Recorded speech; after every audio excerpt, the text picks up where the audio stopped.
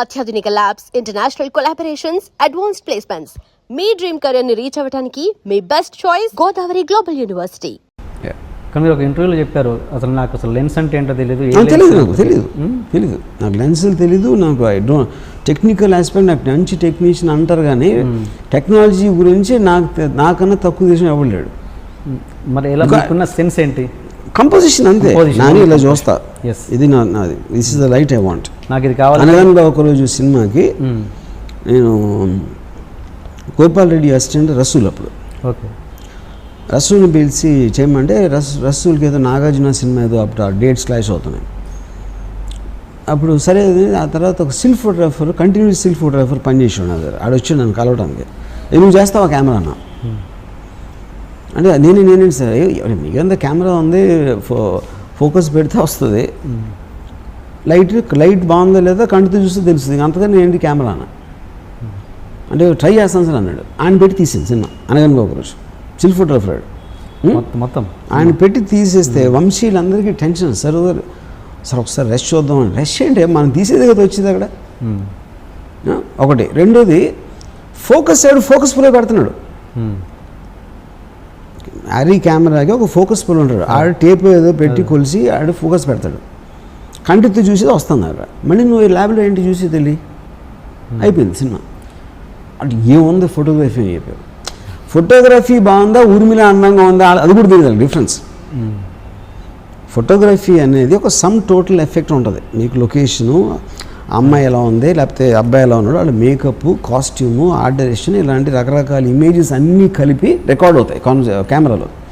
మీకు ఇమేజ్ నచ్చినప్పుడు photography cameraman ఏం చేస్తున్నా ఎట్ట తెలుస్తుంది ఎవరికైనా అసలు? సో బేసిక్ డిఓపి అనేది ఒక బిగ్ మిత్. అది ఇప్పుడు డైరెక్ట్గా సినిమాటోగ్రఫీ అంతకన్నా పెద్ద లై అనేది లేదు అసలు ఇండస్ట్రీలో. సో లైటింగ్ సెన్స్ అంటే ఏముండదు, మీ కళ్ళే సెన్స్ అని, మీకు చూడటానికి బాగుందా లేదా అనేది సెన్స్, ఇంకేం అంతగానే ఉంది. అంటే మన కెమెరా లేదు కనబడ్డదు అదేంటి అంతే. అప్పుడు అట్లీస్ట్ ఫిలింలో చేసినప్పుడు అది తెలియదుగా, తెలీదు. ఎలా తెలుసు అది చెప్తున్నా. ఇప్పుడు ఫర్ ఎగ్జాంపుల్ ఇదే సినిమా గోపాల్ రెడ్డి అంతకుముందు అన్ని సినిమాలు తీశారు ఆయన. శివ ఫోటోగ్రఫీ ఎందుకు డిఫరెంట్గా ఉందంటే నేను చూసే విధంగా తీసారు, అంతకనే లేదు అక్కడ. నాకు తెలుసు ఆ కెమెరా, నేను ఎప్పుడు షూటింగ్ సెట్లోకి రాకుండా గోపాల్ రెడ్డి స్టైల్ అంతా ఎలా మారుస్తాను నేను, ఎందుకంటే నాకు క్లారిటీ ఉంది కాబట్టి. నాకు నాగార్జున ఫేస్ మీద ఒక షాడో కావాలి, ఇలా వచ్చినప్పుడు ఒక లైట్ పడాలి, ఇలాంటివి నేను చెప్తున్నా. ఏది కామన్ సెన్స్తో. అంతేగాని బ్యాక్ లైట్ బెటరా, ఫ్రంట్ లైట్ బెటరా, లేకపోతే ఎక్కడ ఫిల్లర్ చేయాలి, ఏం గ్రేడ్ ఫిల్టర్ వేయాలని నేను చెప్పలా. నాకంటే ఏం కనిపించిందో అదే వచ్చింది సినిమాలో. ఓకే. అంత సీనియర్ కెమెరామెన్తో మీరు వర్క్ చేసిన ఫస్ట్ టైం, మీరు ఫస్ట్ డైరెక్టర్, అప్పుడు ఏమన్నా మరి ఆయన థాట్స్కి మీకు క్లాషెస్ వచ్చాయా? ఎందుకంటే నేను అంత క్లియర్గా చెప్పగలిగాను. నేను ఇప్పుడు అంత గోపాల్ రెడ్డి గారు కూడా ఆ టైంలో చెప్పారు, ఇంత క్లారిటీగా నేను ఎప్పుడు ఏ డైరెక్టర్ నాకు చెప్పలేదు ఏం చేయాలి షార్ట్లో అనేది.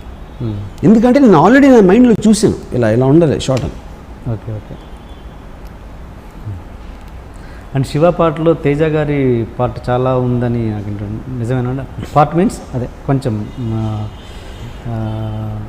అంటే ఒకసారి మీటింగ్లో తేజను నా తర్వాత శివాకి ఎవరికైనా పేరు రావాలంటే తేజాకి కూడా చెప్పారంట, నిజమేనా?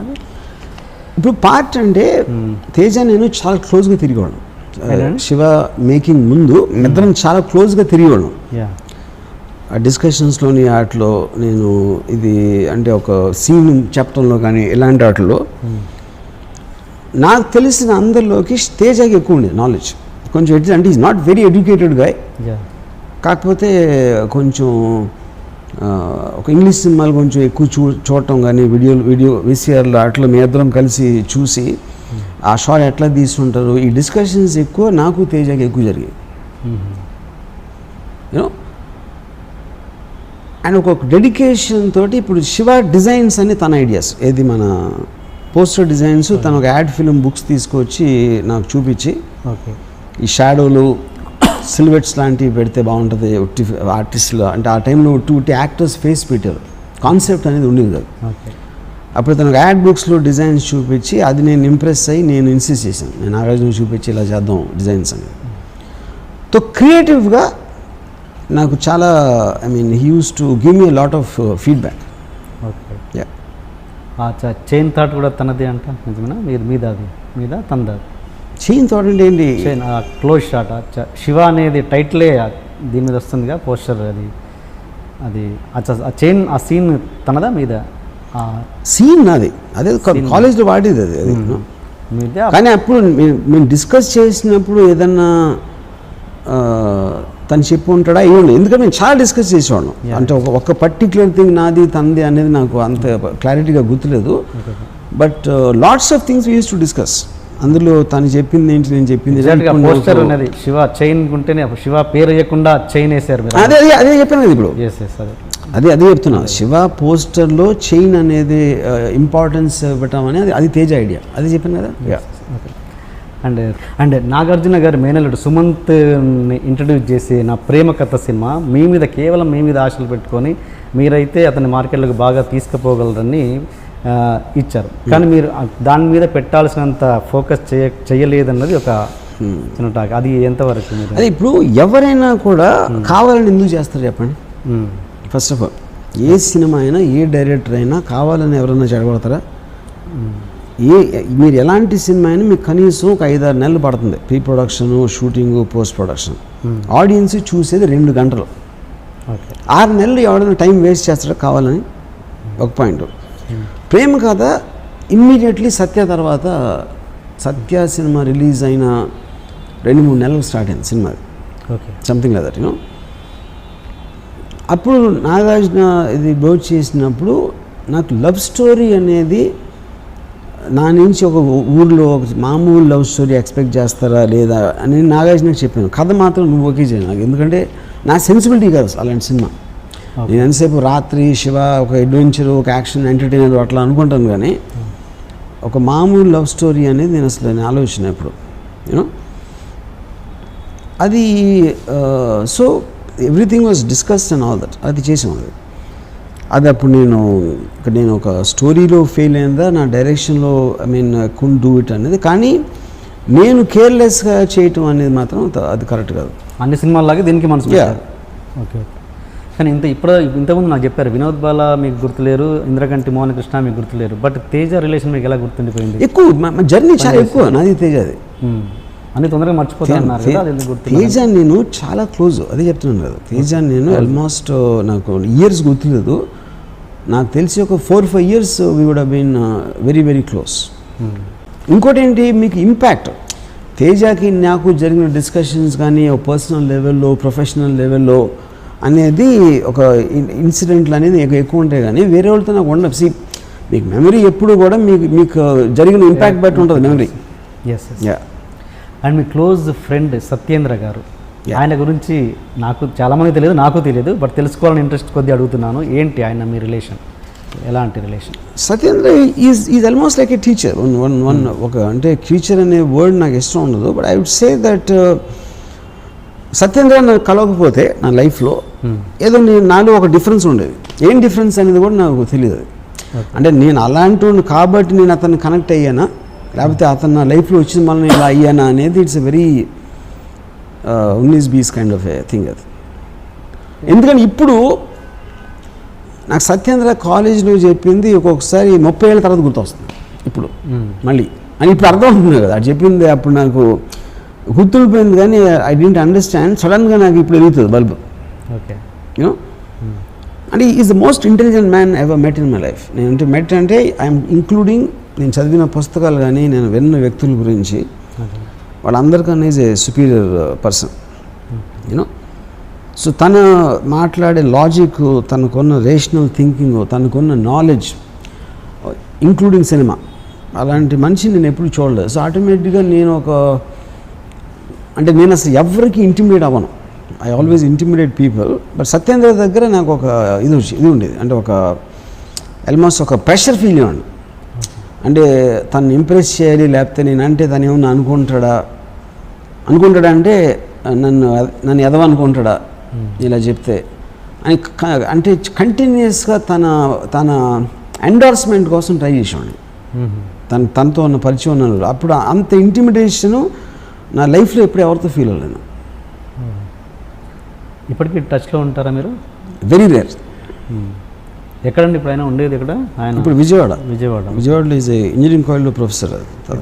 అంతా మీకు ఇంపాక్ట్ క్రియేట్ చేసిన రిలేషన్లో మధ్య మీకు గుర్తున్న ఇన్సిడెంట్స్ చెప్పండి ఏదైనా మీకు ఆయనకు మధ్య జరిగింది. అంత ఇంపాక్ట్ క్రియేట్ చేసి అంటే రామ్ గోపాల్ వర్మ గారికి ఇంపాక్ట్ వచ్చిందంటే అది మామూలు విషయం కాదుగా, అదేంటి అని.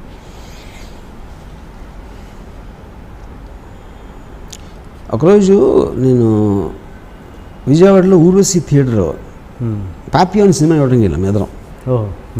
సత్యేంద్ర ఆల్రెడీ పాపులర్ ఇది కాలేజ్లో. ఈ వాజ్ చాలా ఎక్స్ట్రాడినరీ ఇంటెలిజెంట్ అనేది లెక్చరర్స్లో కానీ స్టాఫ్లో కానీ ఉండేది, ఆ రెప్యుటేషన్ ఉండేది.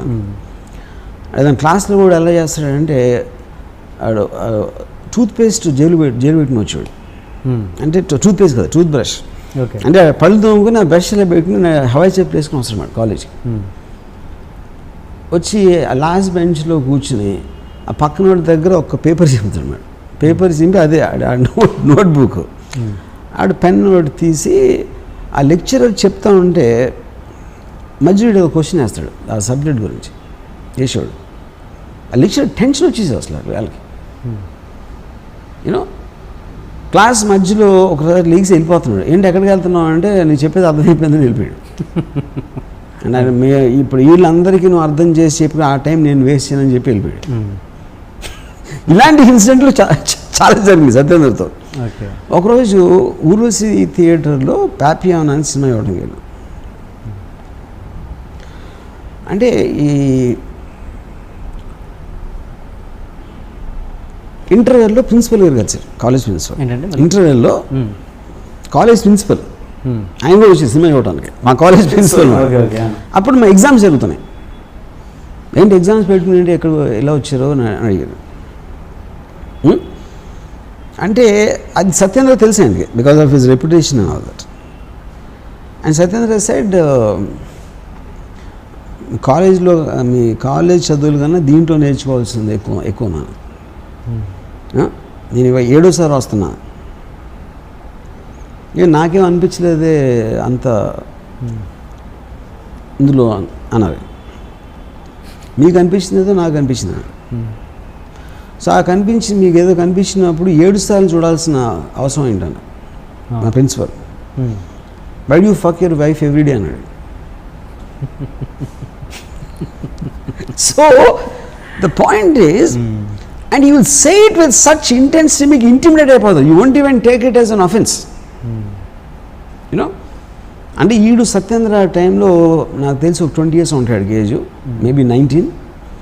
అండ్ మా ప్రిన్సిపల్ గారికి ఒక 50 ఏళ్ళు ఉంటాయి. ఇంకొక స్టూడెంట్ నేను తెలియదానికి మా ప్రిన్సిపల్ గారికి, నేనేదో సత్యేంద్ర ఫ్రెండ్ పక్కన I'm just anger on why do fuck your wife every day అని అడిగి చూస్తున్నాడు మహా. ఆయన అలా వెళ్ళిపోయారు తిరిగి. తర్వాత 5-6 years అయిన తర్వాత ఆయన రిటైర్ అయిపోయి 10 years తర్వాత నేను మరువలేని ఒక విద్యార్థి అని సత్యేంద్ర మీద ఒక వ్యాసం రాశారు ఒక బుక్ కోసం. అంత ట్రెమెండస్ ఇంపాక్ట్ క్రియేట్ చేశాడు తను. సో అలాగే నాకు ఎంత ఇన్ఫ్లుయెన్స్ ఉందంటే సత్యేంద్ర నుంచి నేను ఒక్కొక్కసారి నేను ఫ్రెండ్స్తోనో లేకపోతే ఎవరితో కూర్చుని మేబీ ఒక 9:30 స్టార్ట్ చేసి 3:30 వరకు మాట్లాడింది సత్యేంద్ర గురించి. తనకి నాకు ఉన్న అనుభవాలు కానీ తనకున్న అంటే ఇప్పుడు ఏంటి తన ఏజ్ ఆఫ్ అంటే నాకు 2 years జూనియర్ అతను. నేను ఇంజనీరింగ్ కాలేజ్ 3rd yearలో ఉన్నప్పుడు తను ఫస్ట్ ఇయర్ జాయిన్ అయ్యాడు. అంటే నాకు తెలిసి మ్యాక్సిమం 17-18 ఉంటుంది ఏజ్ అప్పుడు సత్యేంద్ర. 17-18 ఏజ్లో already Friedrich Nietzsche, Ayn Rand, Arthur Schopenhauer, Descartes మొత్తం బుక్స్ అని చదివేశాడు. ఇంగ్లీష్ నాలెడ్జ్ తనకి ఆ టైంలో ఉన్నది ఇన్ని సంవత్సరాల తర్వాత నేను ఇంతవరకు ఎవరిని చూడలేదు.